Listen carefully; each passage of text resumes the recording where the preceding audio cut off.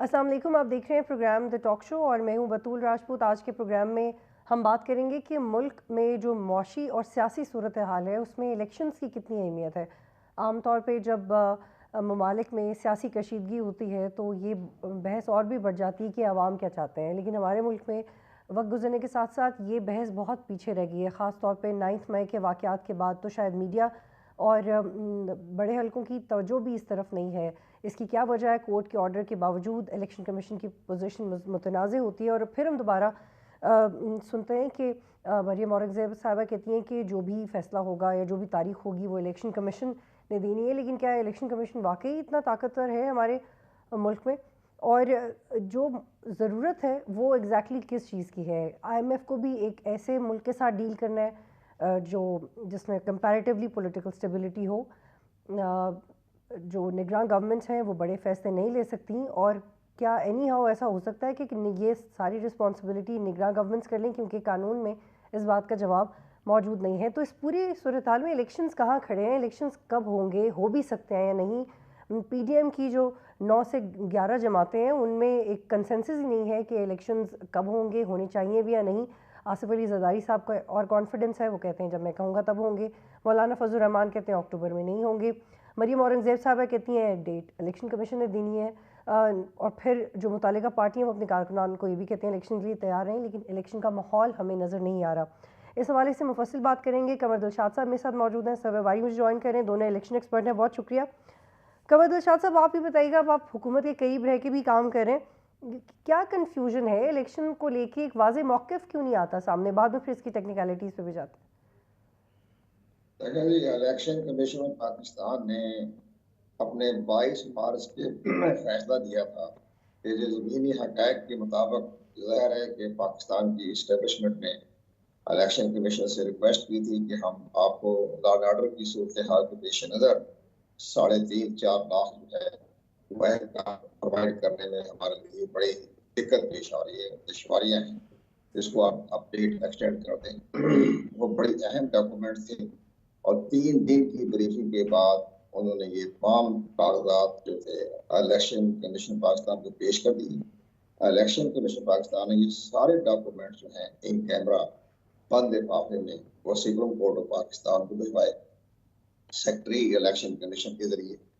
इसी तरह नंबर 2 जो वजारत खजाना ने ये कहा या माशी हालात की वजह से और IMF के साथ फायदे हो रहे हैं, हम आपको 21 अरब रुपया जो है वो देने से हमारी माजूरी का इजहार किया और उन्होंने सुप्रीम कोर्ट ऑफ पाकिस्तान के फैसले को देखते हुए ये मामला पार्लियामेंट के सुपुर्द कर इलेक्शन कमीशन पाकिस्तान ने तमाम हालात का जायजा लेने के बाद और आर्टिकल 254 को मद्देनजर रखा और उन्होंने इसकी डेट जो थी वो 30 अप्रैल की बजाय 8 अक्टूबर पर रखा।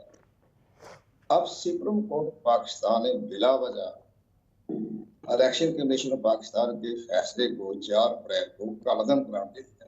अब सुप्रीम कोर्ट ऑफ पाकिस्तान से हम बड़े अदब व एहतराम से ये गुजारिश करेंगे, तिफले मिर्तब है आम के सामने, जब इलेक्शन कमीशन के पास वही इख्तियारात हैं जो आपके पास है। आपके पास आर्टिकल 190 है और इलेक्शन कमीशन ऑफ पाकिस्तान के पास आर्टिकल 220 है। तमाम इख्तियारात बराबर हैं। तो आपने इलेक्शन कमीशन पाकिस्तान के वो तमाम रिजेक्ट कर दिए, तमाम डॉक्यूमेंट्स, सीक्रेट डॉक्यूमेंट्स, और हुकूमत पाकिस्तान का वजारत खजाना और हमारी आर्मी इस्टेब्लिशमेंट उन सब के मुद्दा को, रिक्वेस्ट को मुस्तरद करके 14 मई की डेट पर कर दी। अभी मुल्क की रियासत पहले देखी जाती है ना, रियासत होती है, फिर आइन होता है, फिर सुप्रीम कोर्ट है, पार्लियामेंट है। तो ये आपने इलेक्शन कमीशन को मुस्तरद कर दिया। इलेक्शन कमीशन पाकिस्तान में ने एहतजाज किया, उन्होंने 2 मई को सुप्रीम कोर्ट ऑफ पाकिस्तान से रिक्वेस्ट की ताकि जनाब तो हमारे इख्तियारात हैं, हमने सेक्शन 58 के तहत हमें इख्तियारात तजवीज़ किए गए हैं कि हम इलेक्शन शेड्यूल पे तब्दील कर सकते हैं और माजी ने दर्जनों मिसाल मौजूद। लेकिन तब भी यही बहस थी ना कि कितना कर सकते हैं कमर दिलशाद साहब, तब भी यही बहस थी कि कितना कर सकते हैं, अभी भी यही बहस है। नहीं, मैं तो सुप्रीम कोर्ट का ताल्लुक क्या है जी इलेक्शन कमीशन के मामले में दखल देने का? उनको 1 लाख उनके पास मुकदमे पड़े हैं, उनको फैसले करते नहीं है और कासूरी का फैसला आज तक नहीं किया। कासिम सूरी 4 साल से जहां वो स्टे ऑर्डर पे बैठा हुआ, अभी तक कौमी असेंबली का मेंबर है, जबकि इलेक्शन ट्रिब्यूनल ने उसको नाअहल करार दिया। उनका 55,000 तुमने जो बैलेट पेपर दिए वहां अंगूठे के निशान नहीं थे, पांव के निशान थे। ये नादरा की रिपोर्ट है। ठीक है कंवर उस साहब, आप मुल्क को मेरे वो साथ ही नाअहल रहिएगा करार, प्लीज़, आप प्लीज़ मेरे साथ ही रहिएगा। सर बारी साहब, आप इस पर कमेंट उसको कीजिएगा कि सिखावाएगा। जी सर, कंवर दिलशाद साहब kindly I please hold you है। सर बारी साहब, आप बताइएगा कि सियासी जमातों का वाज़ेह मौक़िफ़ क्यों नहीं है इलेक्शंस को लेके, ख़ास तौर पे इवन हुक्मरान जमातों का नहीं है? देखिए, पहली बात तो ये हमें समझने की ज़रूरत है कि ये पाकिस्तान में पहली मर्तबा ऐसा नहीं हो रहा।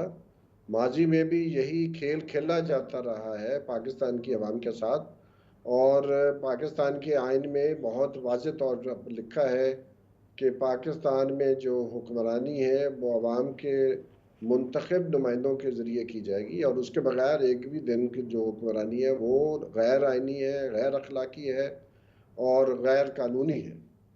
पहली बात तो ये हमारे जहन में होनी चाहिए कि ये अब वो ज़माना नहीं रहा कि आप जब चाहेंगे इलेक्शन की डेट दे दें, जब चाहें आप इलेक्शन की डेट कैंसिल कर दें।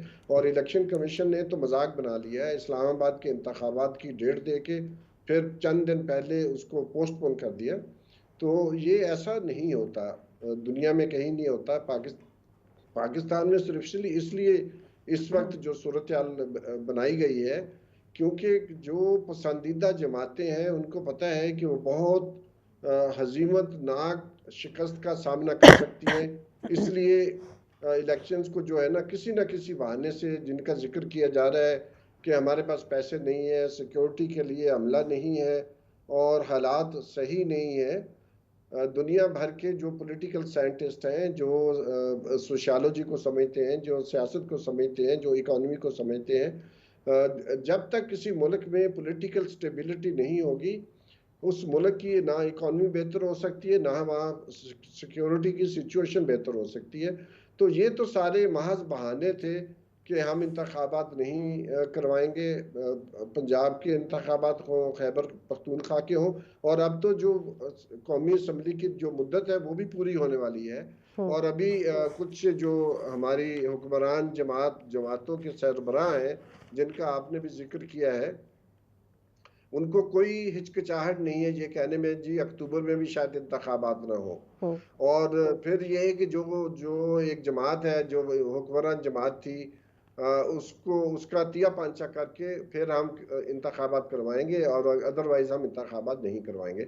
तो पहली बात तो मैं ये करना। दूसरी बात देखें, टर्की में फरवरी के अंदर बहुत बड़ा जल्जला आया जिसमें 55,000 लोग मारे गए, लाखों लोग बेघर हुए, लेकिन इसके बावजूद ना प्रेसिडेंट अर्दोगान ने ना अपोजिशन ने किसी ने नहीं बहाने बनाने की कोशिश की कि हम इंतखाबात टर्की के जो है वो 14 मई के बजाय कहीं और लेके चले जाते हैं। तो वहाँ इंतखाबात भी हुए और तकरीबन 90% टर्न आउट था, और जो रन ऑफ इलेक्शन हुए उसमें टर्न आउट 87% है, जो कि कभी पाकिस्तान में आप उसका ख्वाब भी नहीं देख सकते, क्योंकि वहाँ पर लोगों का सियासी जमातों के ऊपर ट्रस्ट है। यहाँ ना सियासी जमातों के ऊपर ट्रस्ट है ना एस्टेब्लिशमेंट के ऊपर ट्रस्ट है। तो ये एक बात तो मैं ये समझता हूँ। दूसरी बात ये है कि इंतखाबात करवाने ही से स्टेबिलिटी आएगी, 5 साल के लिए हुकूमत आएगी और पाकिस्तान की इकॉनमी बेहतर होगी। पाकिस्तान के करोड़ों लोग गुर्बत की सतह से नीचे गिर चुके हैं, खाना पीना मुहाल हो चुका है, लोगों ने अपने बच्चों को स्कूलों से उठा लिया है, अपनी सेहत के लिए उनके पास पैसा नहीं है और भीख मांगने वालों की तादाद बढ़ चुकी है, और पूरे मुल्क में जो क्राइम रेट है वो अनएम्प्लॉयमेंट भी बहुत ऊपर ज़्यादा चलता बढ़ जा चुकी रहा है है। सर। ये जो तो सागरा साहब ने इसलिए रिपोर्ट हमें पेश की है ये उसमें देखना अनएम्प्लॉयमेंट का पड़ेगा जिक्र कि ही नहीं किया कि इंतखाबात कितनी बढ़ी कराने है। से स्टेबिलिटी आएगी। जी जी, कंवर दिलशाद साहब, इनफैक्ट एक ब्रेक लेते हैं फिर वापस आएंगे।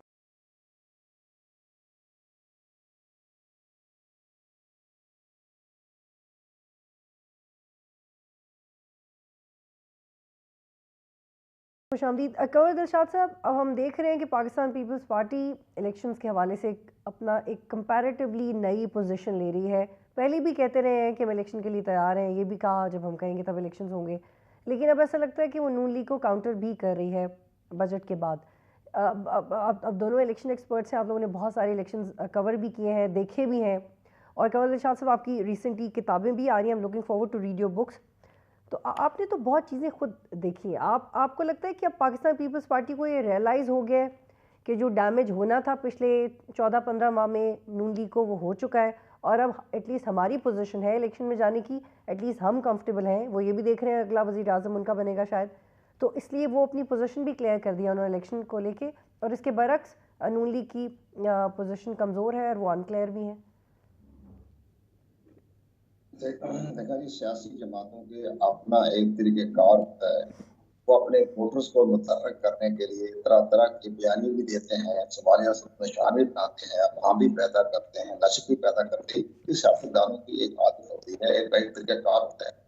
अब हम वो ठीक है, हम उनका बड़ा एहतराम करते हैं। तमाम सियासी जमातें जो हैं वो जमहूरियत के लिए, अवाम के लिए अपनी खिदमत सर अंजाम दे रही है, लेकिन तरीका कार मुख्तलिफ है। अब हम आगे तक की तरफ आते हैं। इलेक्शन कमीशन ने, जहां तक हमारी इतलात मिल रही है, इलेक्शन कमीशन ने ये फैसला कर लिया है कि जब ये 12 अगस्त को असम्बली अपनी पूरी करेंगी, जब रिजल्ट होगी, या अगर ये सियासी हंगामा राई पैदा हो जाए, बजट पास होने के बाद ये महसूस करें कि अपने असम्बली तहरीर कर देनी चाहिए, तो जब वो असम्बली तहरीर कर देंगे, असम्बली तहरीर करने का वक्त आप हो जाएगा। ज्यादा से ज्यादा 40 दिन रह गए, 45 दिन रहते हैं। अगर उन्हें 12 अगस्त को असम्बली डिजॉल्व करनी है, अपनी जिद पूरी करनी है, हमें 5 साल पूरे करने हैं, तो फिर 12 अगस्त भी बहुत नजदीक है, तो फिर 60 दिन में इंतखाबात हो जाएंगे। अगर ने 12 अगस्त से पहले असम्बली डिजॉल्व कर दी, 2 हफ्ते पहले या 1 हफ्ते पहले, तो फिर 90 दिन में होंगे। तो हमारे अंदाजे के मुताबिक अगर 90 दिन का पीरियड आ जाता है तो इलेक्शन नवंबर के दूसरे हफ्ते में हो जाएंगे। अगर ये 60 दिन के दायराकार में रहते हैं तो ये अक्टूबर के दूसरे हफ्ते में इलेक्शन हो जाएंगे। इलेक्शन कमीशन पाकिस्तान ने इमीडिएटली फौरी तौर पर जो है शेड्यूल जारी कर देना है, जो ये असेंबली डिसॉल्व होगी। आज उन्होंने पाकिस्तान भर के तमाम रिटर्निंग अच्छा दिलशाद साहब, ये थोड़ा वाज़ेह कीजिएगा कि 13 अगस्त 2023 को इनके टेन्योर पूरा हो रहा है, उससे पहले कितना वक्त चाहिए इलेक्शन कमीशन को अपनी तैयारी करने के लिए, और फिर एक यकीन दहानी हो, एक ऐसा माहौल हो मुल्क में कि इलेक्शन हो रहे हैं? क्योंकि अभी तक तो ऐसी कोई एक्सरसाइज हम नहीं देख रहे हैं। 13 अगस्त से कितना ऐसा पहले हमें ऐसी एक्टिविटीज एक्सपेक्ट करनी चाहिए अगर इलेक्शन माजी हम इंतखाबात करवाते रहे, हम 60 दिन में भी करवाए, हमें 90 दिन में भी करवाए, ये मसला कोई नहीं है। इलेक्शन कमीशन मुकम्मल तैयार है। उन्होंने कल यानी पीर के रोज उन्होंने पाकिस्तान कौमी असम्बली के 272 और सूबाई असम्बलियों के 580 जो है रिटर्निंग ऑफिसरों का तकर्रर करने की हातमी लिस्ट तैयार कर ली है, और वो उसका नोटिफिकेशन कर देंगे चंद हफ्तों में। यानी रिटर्निंग ऑफिसरों की अपॉइंटमेंट हो रही है, जो सबसे बड़ी अहम है, जिन्होंने इंतखाबात करवाना है, उनकी तो लिस्टें बन रही है। इसके बाद उन्होंने इश्तिहार दिया है कि जनाब हमारी जो इंतखाबी फरिश्ते हैं वो 13 जुलाई तक उसमें अपने इंदराज करवा लें, या कोरेक्शन करवा लें, या दुरुस्तगी करवा लें, या तब्दीली करवा लें, और 13 जुलाई के बाद हम इसको अपने इंतखाबी फरिश्तों को मुंजमद कर देंगे, फिर इसमें कोई तब्दीली नहीं आएगी। तो ये दो अहम चीज होती है। रिटर्निंग ऑफिसरों का तकर्रुर बहुत अहम है, और इसके बाद इंतखाबी फरिश्तों की अपडेशन वो लाजमी हो गई है, 13 जुलाई को खत्म मुंजमद हो जाएगी। ये 2 पॉइंट तो इलेक्शन कमीशन जी जारी साहब, आप आई होल्ड यू है सरवारी साहब, ये बड़ा अहम नुकता है कि अपॉइंटमेंट्स हो रही हैं, लेकिन इससे पहले भी जो हमने पंजाब के अंदर ब्यूरोक्रेसी में चेंजेस देखी इंटरिम सेटअप के नीचे, उस पर भी बड़ा क्रिटिसिज्म आया था। तो आपको लगता है कि ये जो चेंजेस हैं ये सही तरीके से हो रही हैं, ये सही तरीके से इलेक्शन के एक्सरसाइज को असरअंदाज करेंगी? देखिए, जो कुछ सालों में, पिछले चंद सालों में जो इलेक्शन कमीशन की कारकर्दगी है, अगर उसका हम तजिया करें, उसका जायजा लें। दिलशाद साहब, आप प्लीज इंतजार कीजिएगा, प्लीज होल्ड ऑन। जी सर भाई। तो इसलिए अभी जो हाल ही में इंतखाबात हुए हैं, सिंध के बल्दियाती अदारों के जो चेयरमैन हैं, सरबराहान हैं, और मखसूस नशिस्तों का जो वहाँ दंगल लगा है, और जिस तरह एक जमात कहती है JI के लोगों को किडनैप किया गया है, उनको उठा लिया गया है, उनको वोट नहीं डालने दिए गए, तो मैं समझता हूँ और एक बहुत बड़ी तादाद जो है वो बिला मुकाबला जीती है, और फेज 2 में भी जो बिला मुकाबला जीतने वालों की तादाद है वो खैबर पख्तूनख्वा और पंजाब, और इससे माजी में जो इंतखाबात होते रहे हैं उनकी निस्बत बहुत बड़ी परसेंटेज में इजाफा हुआ है। तो और जो हमारी मालूमात है उसके मुताबिक बहुत सारे कैंडिडेट ने ये कहा है कि उनको बिला वजह जो है वो उनके कागजात नामजदगी मुस्तरद किए गए ताकि कुछ जो पसंदीदा उम्मीदवार हैं वो बिलामुकाबला जीत सके। तो कोई कॉन्फिडेंस इलेक्शन कमीशन के ऊपर ज्यादा बनता नहीं है जिस तरह की उसकी कारकर्दगी पिछले 1.5-2 साल में हमने देखी है। उसके लिए बहुत सारा मटेरियल है, बहुत सारी चीजें हमने पहले भी मीडिया के साथ शेयर कर चुके हैं कि उसका जो स्टैंडर्ड है वो कितना गिर चुका है। तो पहली बात तो ये। दूसरी बात ये है कि वाज़े तौर पर इशारे मिलते हैं कि जो पीडीएम की गवर्नमेंट है और जो इलेक्शन कमीशन है उनकी बहुत सारी चीज़ों में हमें मिलता है हम आहंगी पाई जाती है। या तो पीडीएम की जमात कोई पोजीशन लेती है तो वही पोजीशन बाद में हमें लगता है कि इलेक्शन कमीशन की भी वही पोजीशन बन रही है या वाइस वर्सा। और बहुत सारी जो तंजीमें इलेक्शन ऑब्जर्व करती हैं उनके ऊपर भी खामोशी तारी है। तो मैं समझता हूँ कि इस तरह के माहौल में लोगों का जो एतमाद है वो डैमेज होता है। तो अगर और फिर केयर टेकर गवर्नमेंट जिस तरह की पंजाब के अंदर है और जिस तरह गिरफ्तारियां हो रही हैं, जिस तरह उनका रवैया है, वो प्रेस कॉन्फ्रेंस आके करते हैं हालांकि उनका ये काम नहीं है। तो मैं समझता हूँ ये सारा माहौल जो है वो इलेक्टोरल प्रोसेस के ऊपर जो शुरू में हमारी बात हुई है, जो ट्रस्ट का एलिमेंट है वो डैमेज हो रहा है। तो उसके लिए बहुत जरूरी है कि trust building measures election commission करे।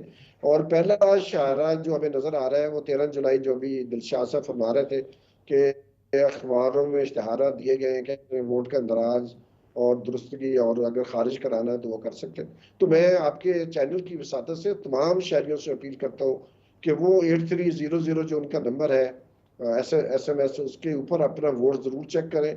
और चेक करने के बाद अगर उनको लगता है कि उसमें कुछ प्रॉब्लम है तो वो फिर जरूरी है कि वो इलेक्शन कमीशन की ये जो सहूलत उन्होंने दी है उसका भरपूर फायदा उठाया जाए। तो मैं समझता हूँ कि ये बुनियादी बात है कि माहौल जो इलेक्शन करवाने के लिए है उसको डेवलप करना बहुत ज़रूरी है। और इलेक्शन जो है वो इलेक्शन कमीशन ने जो 8 अक्टूबर की तारीख दी हुई है मैं गो के मेरे पास एतमाद की कमी है, माजी की तरह ना हो कि डेट्स देकर फिर उसके ऊपर इलेक्शन कमीशन बैकआउट कर दे। जैसे इस्लामाबाद के बल्दियाती इंतखाबात हुए या 14 मई के इंतखाबात। तो मैं समझता हूँ कि फिर ज़रूरी है इलेक्शन कमीशन के लिए कि वो मज़ीद जो मेजर्स हैं वो ले ताकि आवाम को नज़र आए कि इलेक्शन कमीशन इंडिपेंडेंट है और उसका कोई चहेता नहीं है जहाँ तक इलेक्शंस की बात है। और इसी तरह केयर टेकर गवर्नमेंट को अभी साबित करना पड़ेगा कि वाकई वो गैर जानबदार है, जो कि आइन में कानून में उनकी रोल दर्ज है, उसके मुताबिक ही वो बिहेव करेंगे और उससे इधर उधर नहीं होंगे। कंवर दिलशाद साहब ये बताइएगा कि मुझे याद है कि 2-2.5 माह पहले हम एक्सटेंसिवली इससे प्रोग्राम्स कर रहे थे कि आर्टिकल 58 का आपने जिक्र किया, 220 के तहत इलेक्शन कमीशन की क्या पावर्स हैं, क्या कर सकते हैं, उसको इस्तेमाल नहीं किया, कोर्ट से कंसल्ट कर सकते हैं, वो इलेक्शन कमीशन ने नहीं किया। और फिर एक लकूना देखा हमने इलेक्शन कमीशन के आइन में भी, अपने आइन में भी। और ऑन दी अदर हैंड कि जो क्या अगर एक्सटेंड करती हैं इंटरिम गवर्नमेंट्स तो उनके पास क्या रास्ता है, क्योंकि उनकी इंटरनेशनली तो कंसिडरेशन नहीं है, उनके पास अथॉरिटी कितनी है।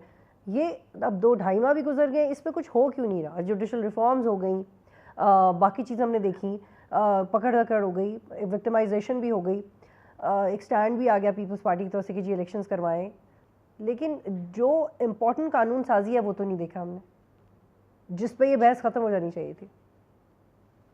कंवर दिलशाद साहब, सबसे बड़ी अहम बात जो है ये है, हमारे सारे दोस्तों को बड़े अच्छी तजिया कर रहे हैं और बड़ा उनका नॉलेज है उनका।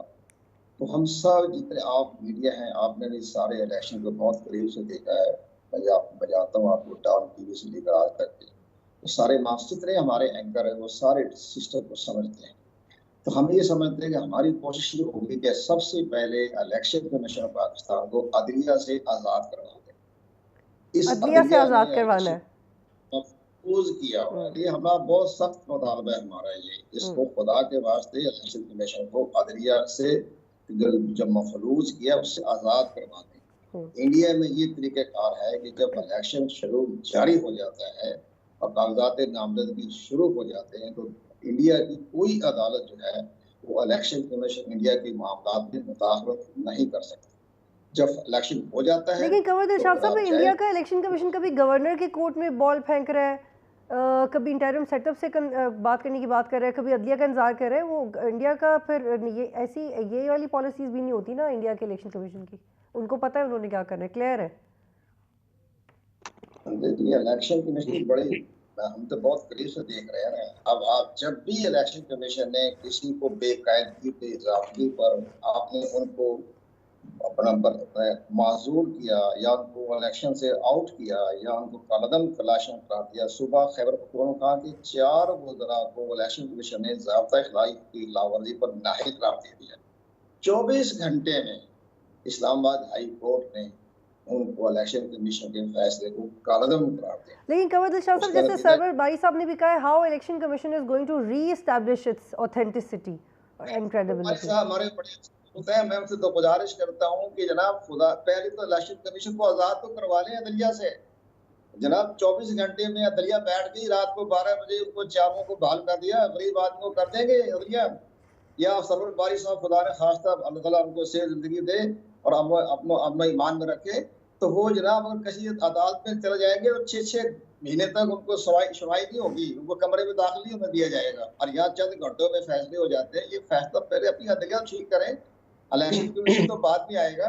इलेक्शन कमीशन के जब भी फैसले हैं, सर बारी साहब को पता है, हमारे साथ उनके साथ बड़ा पुराना ताल्लुक है, तो वो मैं उनसे गुजारिश ये करता हूँ कि जनाब पहले इलेक्शन कमीशन को तो पहले आप आजाद करवाएं सुप्रीम कोर्ट से, हाई कोर्ट से, इसके बाद आगे चले आप। अब तो सारी सिस्टम खुद को ठीक हो जाएगा।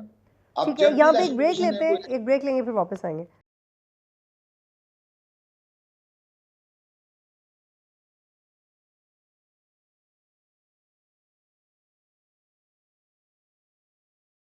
प्रोग्राम में खुश आमदीद सरवर बारी साहब और कंवर दिलशाद साहब। एक बड़ा अहम और इंटरेस्टिंग जाविया मैं चाहती हूँ आप दोनों उस पर कमेंट करें। आपने देखा है कि एक नई सियासी जमात बनी है, हिस्टोरिकली प्रॉबेबली 58 से लेके अब तक दर्जनों सियासी जमातें बनी हैं, ग्रुप्स बने हैं। मुस्लिम लीग के तो इतने हैं कि काउंट नहीं कर सकते आप। लेकिन इससे फ़र्क क्या पड़ता है, एक तो ये बताइएगा कि नई पार्टी बन गई। जैसे भी जो नई पार्टी बनी है, इसमें पार्टी बन चुकी है, नहीं पता उन्होंने करना क्या है। और हिस्टोरिकली हमने ये देखा है कि नज़रियाती तौर पे पार्टियां नहीं टूटी, नज़रियाती तौर पे लोग एक दूसरे से अलग नहीं हुए, बल्कि स्ट्रैटेजीज़ में डिफरेंसेस थे या फिर शख्सियात के आपस में झगड़े थे। और यहाँ पे भी हमने इस तरह से देखा। तो जो एक तरफ मुल्क में इलेक्शंस नहीं हो रहे, दूसरी तरफ बड़ी बड़ी पार्टियाँ बन रही हैं, इलेक्टेबल्स जा रहे हैं। लेकिन ऐसा क्या नया है जो आप एक्सपेक्ट कर रहे हैं? हमें मंशूर का नहीं पता, हमें उनके वोट बैंक का नहीं पता, हमें सिर्फ इतना पता है कि एक बड़ी जमात टूटी और एक बड़ी जमात बनने जा रही है। लेकिन इस सब का इलेक्टोरल प्रोसेस से क्या ताल्लुक है? ये इसको किस तरह से इन्फ्लुएंस कर सकता है? सरवर बारी साहब। देखिए, थोड़ा सा माजी में जाना पड़ेगा। हमने देखा है कि पाकिस्तान पीपल्स पार्टी पर जब अताब नाजल हुआ तो सबसे पहले तो ये किया इस्टेब्लिशमेंट ने, उस वक्त की इस्टेब्लिशमेंट ने, कि पीपल्स पार्टी से जमातें निकाली। एक तो निकली नेशनल पीपल्स पार्टी, मुस्तफा जतोई साहब उसके लीडर बने, लेकिन वो स्टिल बर्थ थी, वो मुस्तफा जतोई साहब से आगे नहीं बढ़ सकी। फिर मिल्लत पार्टी मुशर्रफ साहब के ज़माने में बनी, जिसमें पीपल्स पार्टी के फारूक लगारी साहब और कुछ और फिर ये दोनों पीटीआई में चले गए, राइट? और फिर वो गायब हो गए। वो हम कहते हैं मेहमान अदाकार फिल्मों में होते हैं। तो इसी तरह मेरा अपना ख्याल है, वो कि उनका राइट है, सब लोगों का राइट है, वो पार्टी बनाए, उसका मैनिफेस्टो तैयार करें, उसका आइन तैयार करें और फिर इलेक्शन कमीशन के पास जाए और उसकी सबमिशन कराएं। लेकिन मामला ये, इस वक्त जो पार्टी बनाई गई है, वो सब लोग जो उसमें शामिल हुए हैं वो एक ख़ास पार्टी से निकल कर गए हैं, जिसके ऊपर पूरा एक अताब नाजल है, जो कि पीपल्स पार्टी में पहले था, फिर वो नून के ऊपर भी अताब नाजल हुआ था और फिर अभी पीटीआई के ऊपर वो अताब नाजल है। तो मैं समझता हूँ कि अगर तो ये ऑर्गेनिक प्रोसेस हो पार्टियों के टूटने का, बनने का, तो अच्छी बात है, बहुत अच्छी बात है। लेकिन हमने देखा है कि जो मुस्लिम लीग की भी बहुत सारी है, मुस्लिम लीग काफ है, मुस्लिम लीग जेड है, मुस्लिम लीग जना है, और इसी तरह JUIF है, JUIST और JUI नजरियाती है। आप समझते हैं कि ये एक मजबूत किंग्स पार्टी होगी? क्योंकि PMLQ भी 2002 के बाद एक किंग्स पार्टी थी, आज वो अपनी बका की जंग लड़ी है। जो मेरी रीडिंग ये है कि पाकिस्तान में एक ऑर्गेनिक डेवलपमेंट हुई है हाल ही में, और जो इलेक्टेबल्स हैं उनका वोट बैंक जो है, उनकी इलेक्टेबिलिटी बहुत शदीद तरीके से डैमेज हुई है। इस वक्त पाकिस्तान में इलेक्टेबल अगर कोई रह गए हैं तो वो बलूचिस्तान है और सिंध का किस तरह से इंटीरियर है। डैमेज हुई है इलेक्टेबिलिटी? देखिए, अभी आपने जुलाई 2022 में जो इंतखाबात हुए थे उसमें इलेक्टेबल्स और जो 14 पार्टियों ने मिलकर इलेक्शन लड़ा था और 19 में से 15 नशिस्तों पर वो इलेक्टेबल हार गए थे। और इवन लाहौर में तीन तीन सीटों पर जो लाहौर की सबसे बड़ी पार्टी समझी जाती थी उसको बहुत बुरी तरह शिकस्त पड़ी थी। इसी तरह 9 कौमी असम्बली की नशिस्तों पर इंतखाब हुआ और उसमें एक कैंडिडेट जो है वो 7 जगहों पे जीत जाता है और उसके मुकाबले पे इलेक्टेबल होते हैं। तो मेरा एक तो ये सारा कॉन्सेप्ट जो है इसके बारे में मैंने माजी में बहुत लिखा है कि दरअसल इलेक्टेबल नहीं है। इलेक्टेबल्स को रियासत ने बनाया था जब वोटर जो है वो विजिलेंट नहीं था। अब पाकिस्तान का वोटर पिछले 1-2 सालों में विजिलेंट हो गया है, उसकी ऑर्गेनिक ग्रोथ हुई है। उसकी मौजूदगी में अब इलेक्टेबल की जो वो एक धौंस और जी जी, धांधली ये और बहुत अहम नुक्ता है सर भाई साहब। प्लीज मैं आपको यहाँ पे रोकूंगी। कमर दिलशाद साहब एक कमेंट कीजिएगा, फिर मुझे वाइंड अप करने। सर भाई साहब कह रहे हैं कि अब वोटर को पता है कि उसका शऊर क्या है, अब वो डिसाइसिव है, तो वो वोट बैंक किस तरफ जाएगा? वो इस बात में आ जाएगा कि नई पार्टी है तो ये मुल्क संभालेंगे, या वो खुद से सोचेगा? ये है, मैं भी जी कमर दिलशाद। पाकिस्तान का वोटर बाशोर हो चुका है और हमारे सोशल मीडिया ने एक्टिविस्ट कर दिए हैं, तमाम हालात से बाखबर हैं, उनको अच्छा और बुरा का खुद तमीज आ गई है हमारे वोटर्स हजरात को। अभी पहली दफा पाकिस्तान में हुआ है 1970 के इलेक्शन के बाद ये बहुत बाशोर हो गए। 1970 के इलेक्शन में भी हमारे यहाँ जो टर्न आउट था वो 75% था। उस पर भी जाहिर है कि पहला इलेक्शन हुआ था, बालग रही दही पर पूरी कौम वोटर बाहर आ गया था। तो इसी तरह अब भी जब ये वोट का अपना इलेक्शन आएगा, केयर गवर्नमेंट आ जाएगी, केयर गवर्नमेंट वफाक में भी आएगी, 2 सूबे जो हैं सिंध और पाकिस्तान में भी केयर गवर्नमेंट आ जाएगी। लेकिन इसके बारे में खुद इलेक्शन के मामला तय हो जाएंगे और इलेक्शन में पाकिस्तान ने भी सबको रास्ता देना है इंतखाबात में हिस्सा लेने के लिए और अब अदलिया ने भी मुदाखिल कमी करनी है। ठीक है, बहुत तो ये शुक्रिया सारी कमर दिलशाद साहब, बहुत शुक्रिया। सर भाई साहब प्रोग्राम में ज्वाइन करे थे। इजाजत दीजिए, अल्लाह हाफिज।